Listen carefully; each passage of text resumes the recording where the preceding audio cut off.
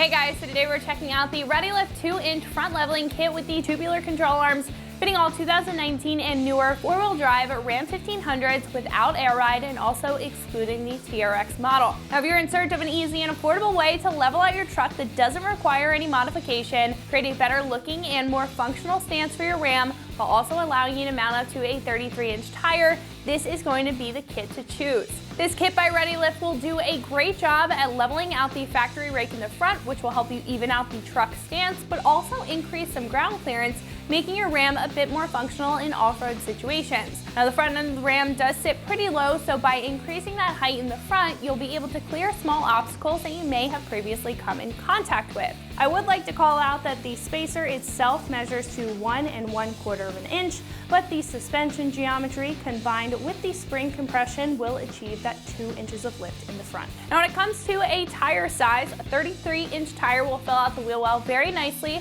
while still having some clearance for a bit of articulation in your suspension. This will also accommodate a 20 by 9-inch wheel with a positive 18mm offset, making this kit a great option if you're looking to upgrade not only your tires but also your wheels, and you need a kit that's going to accommodate that certain tire size or certain offset. And this will come with 2 spacers for the front that are going to lift the front of the truck 2 inches. They're going to be made of a CNC machined billet aluminum material, which will be incredibly durable. They're also going to have a nice finish on top, even though they will still have that aluminum look to them, and that's going to resist any corrosion on the aluminum underneath. You're also going to get 2 heavy-duty DOM tube steel upper control arms with Zerk fittings on the top for easy maintenance. Now when you're adding a lift to your truck, you're changing up a lot of suspension angles, and that can put some extra stress on some of the different components, one of them being your upper control arms. I really like that this kit does include those to flatten out the angle and of course create some better drivability while also being a lot more durable than your stock arms.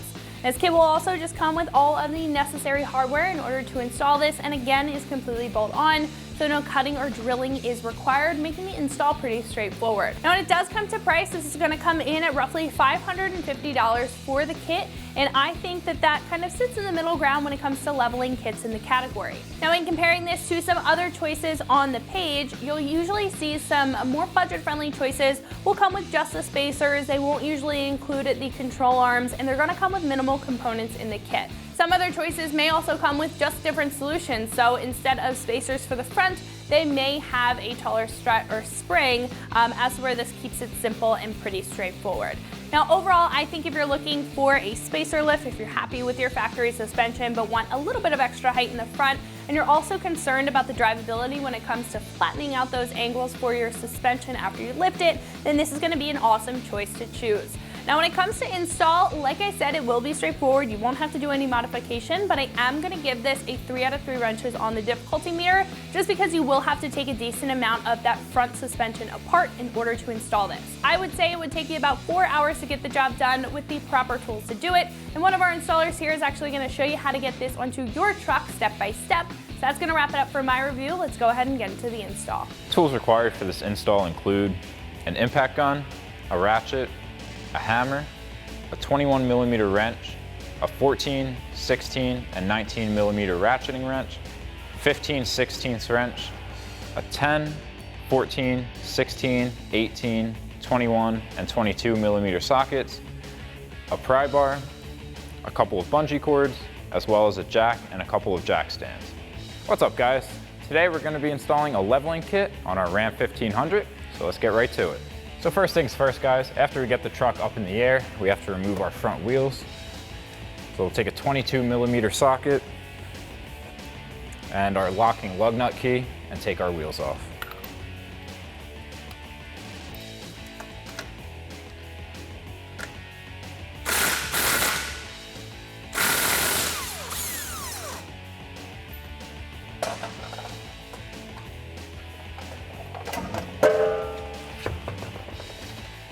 Now we can do that same thing on the other side.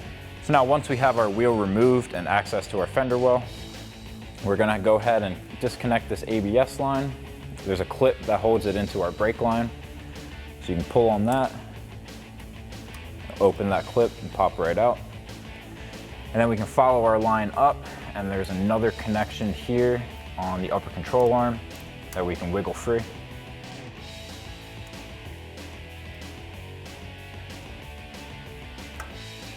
So now that we have our first two clips disconnected, we can follow our ABS line down, and it's clipped into the spindle as well. So we can just pull this one right out. So our next step is going to be to remove our tie rod end. So it's going to be a 21mm nut here. We can get a 21mm socket for, and then we can take a hammer right here to this piece to free up our ball joint.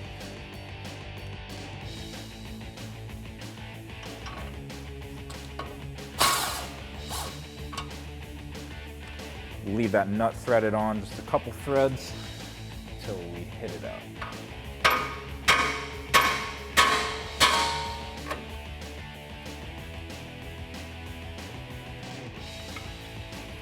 And then we can fully remove our nut and disconnect our tie rod.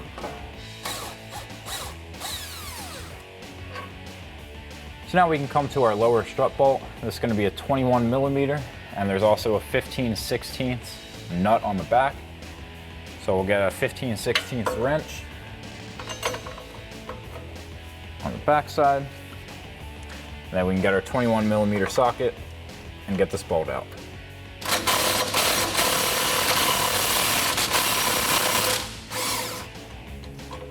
So then we can run out this bolt with our 21mm gun.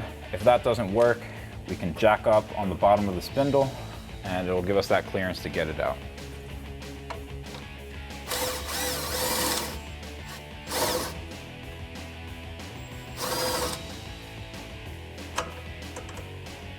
So now with our hub jacked up, we can go ahead and wiggle out our bolt.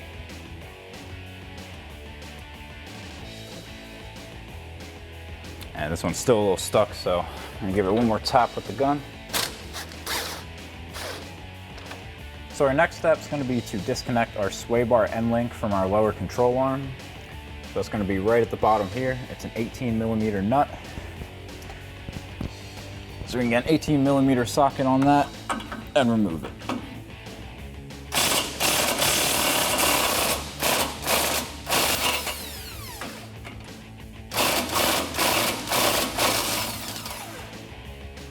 So once we have our sway bar end link disconnected, our next step is going to be to disconnect our upper control arm from our spindle. So it's held on by a 21mm nut. But as soon as we disconnect that nut, our whole spindle is going to be able to fall down. So we want to support that weight with the jack stand.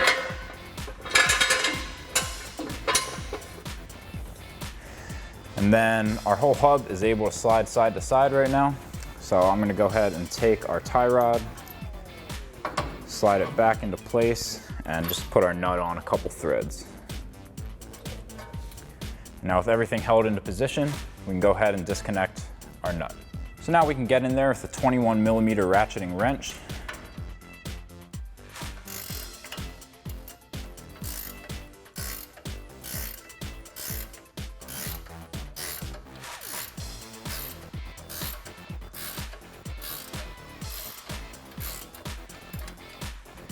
And we're gonna leave our nut threaded on a couple threads so that we can get in there with a hammer. We're gonna hit the side of the spindle so that our ball joint releases. So now we can take our hammer and give the top of our spindle a couple taps.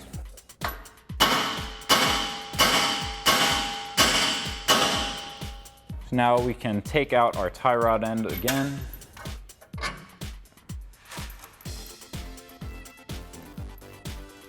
So now we can go ahead and fully remove the nut that's holding our upper control arm to our spindle. Now a very common thing with ball joints is the whole stud likes to spin when you go to remove the nut. So we can get our 21mm ratcheting wrench on top and a 10mm socket on the bottom. And that'll make sure our stud doesn't spin.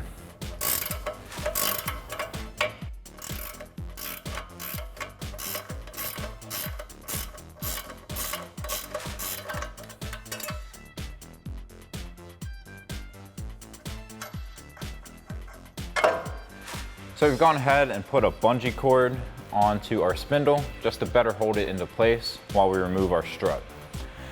So then we can come up to the top and we have 3 16mm nuts that we can get a 16mm ratcheting wrench on and remove those.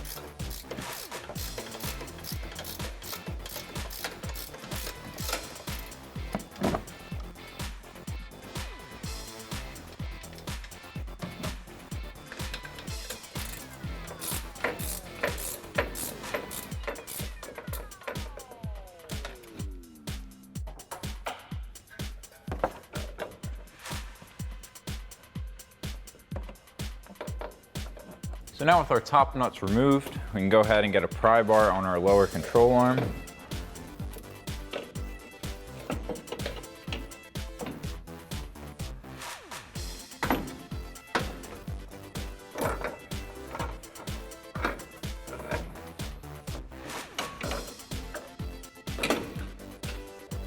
So now we can go ahead and remove our upper control arm.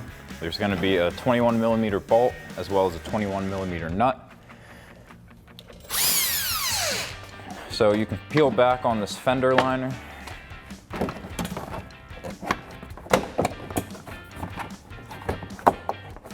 And that'll give you some more access so that you can get a gun in there.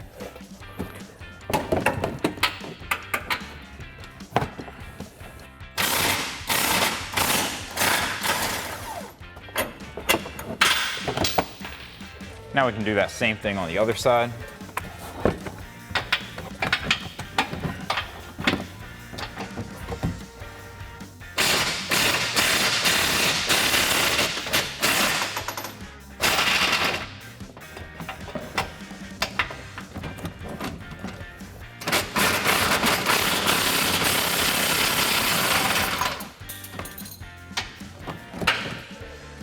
Now we can remove both of our bolts.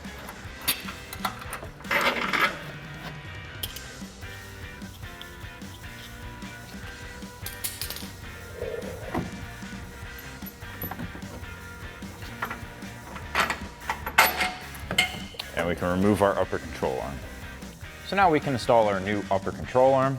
So we'll slide it into place right where our old one was, and then reuse our factory hardware to secure it down.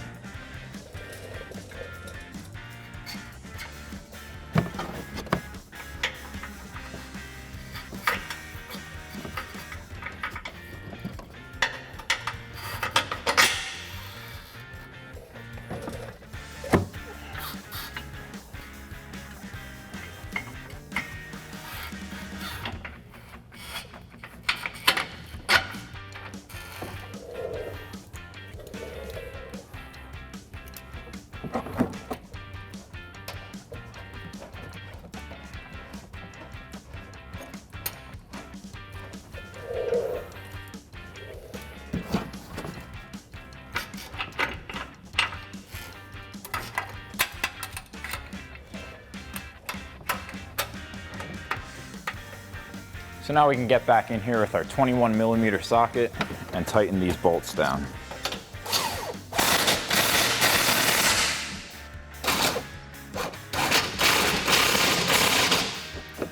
So now we can install our spacer onto our strut assembly. So there's only one way this goes on, so you can't mess it up.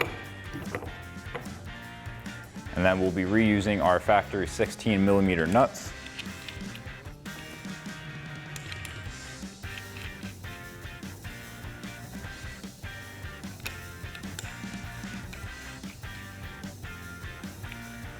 And then we can tighten those down with a 16mm socket.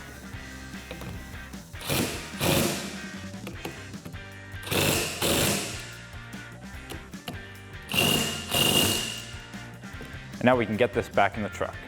So now we can go ahead and get our strut assembly back onto the truck. So we'll slide it up, install our new 14mm nuts up top, and then I have my pry bar ready to pull down on the lower control arm so that we can fit the bottom through. So I've added another bungee cord to our tie rod here just to keep it out of the way while we fish our strut assembly up through.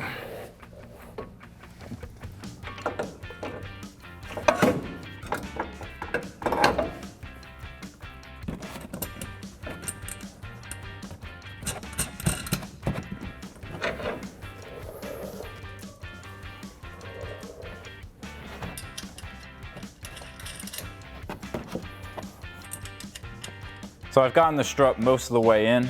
Now we can take a pry bar underneath, lift up,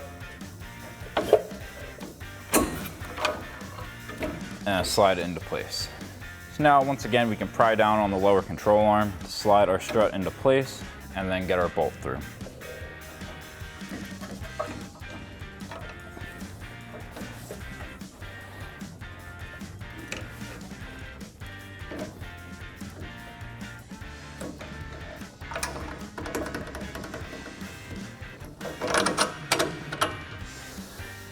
Now we can reinstall our 15/16 nut on the other side of our bolt. And then we'll hold down our nut with a 15/16 wrench and tighten down our bolt with a 21mm socket.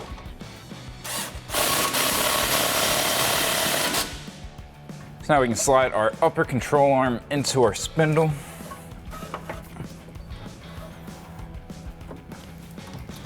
And then we can install our spacer. And then our castle nut. Now we can take a 19mm ratcheting wrench and tighten down our castle nut.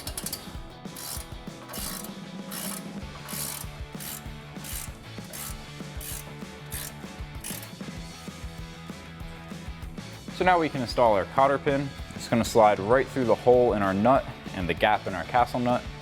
And then this longer side, we're going to bend back once it's through so that it holds that nut into place.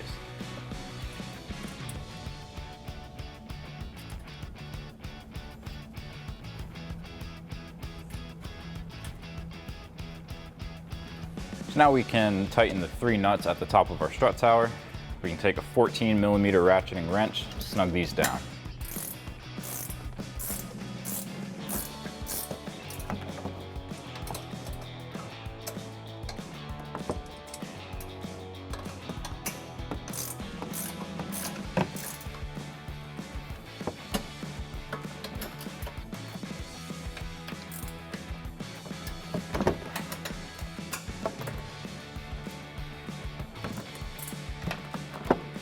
So what I've done here is I jacked up on the lower control arm to bring it up so that we can slide our sway bar end link back through our lower control arm and get enough threads to slide our nut on.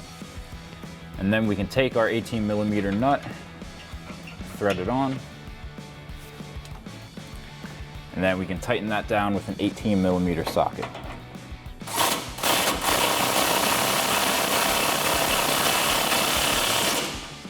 So now we can reconnect our tie rod, slide that into place, and then we can reinstall our 21mm nut on the back side. And then we'll go ahead and snug that down with our 21mm socket.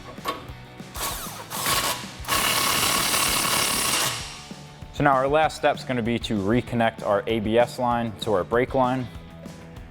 So we have our clip that we can wrap around, tighten down. Now, this connection point up here, our new upper control arm doesn't have a receiving hole for that. So you can run a zip tie around this grommet and over the brake line, just making sure not to make it too tight. And now we'll slide our last grommet into our S-shaped clip on the back of our spindle. And then we can repeat that same process on the other side. So that'll wrap up this review and install of the ReadyLIFT 2-inch front leveling kit with tubular control arms for your 19 current 4-wheel drive Ram 1500 without air ride and excluding the Ram TRX. Thank you for watching, and remember, for all things Ram, keep it right here at AmericanTrucks.com.